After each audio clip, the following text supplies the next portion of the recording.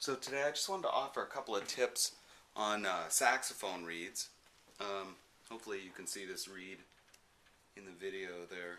A lot of times if you buy boxes of reeds, maybe 4 out of 10 reeds work, maybe even 3. So here's a couple of tips on maybe getting a few of them that would not normally work to work okay, at least for practicing or just being economical about the things. They are fairly expensive these days.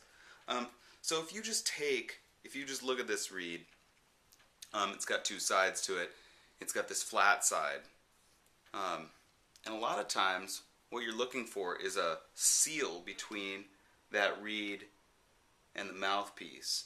And if this flat part of the reed is not flat, then it can't create a seal on that mouthpiece, and then that reed doesn't work very well.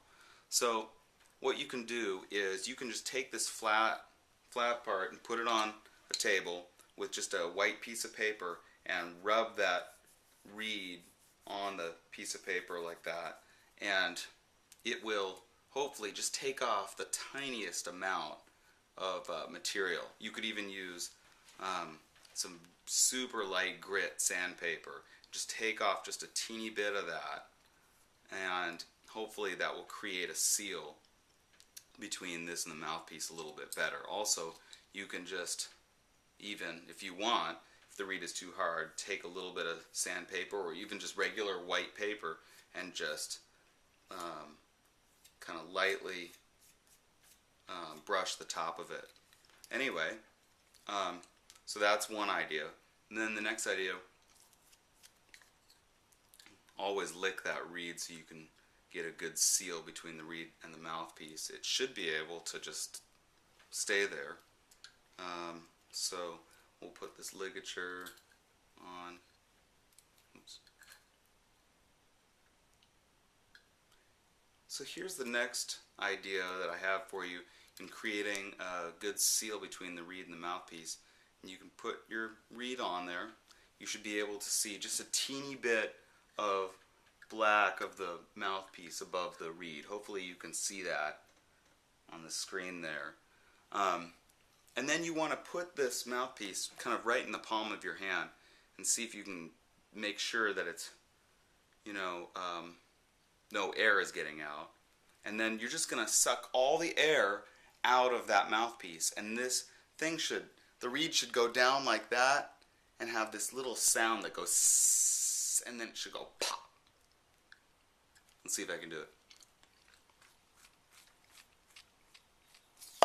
You hear that? Hopefully it'll last a little bit longer.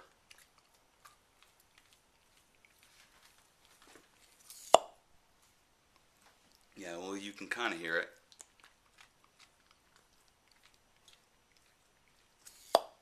Well, that's the idea anyway. You can hear the little popping noise. Sometimes I can get that thing to stay on there for quite a bit longer. Anywho, you get the idea. That should soften the reed up a little bit too and make it a little bit easier to play. The other thing that you can do, I'll leave you with one last tip, is you can just kind of, if there's other people in the room, this might be really shocking. You might want to even turn down your volume.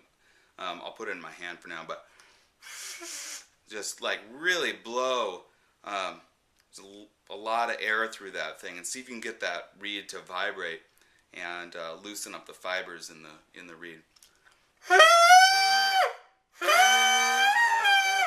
So you're really trying to loosen those fibers up a little bit. So there's some ideas for you. You can try that. Maybe you can get some use out of a few of those reeds that don't play as well. Alright. Thanks so much for watching.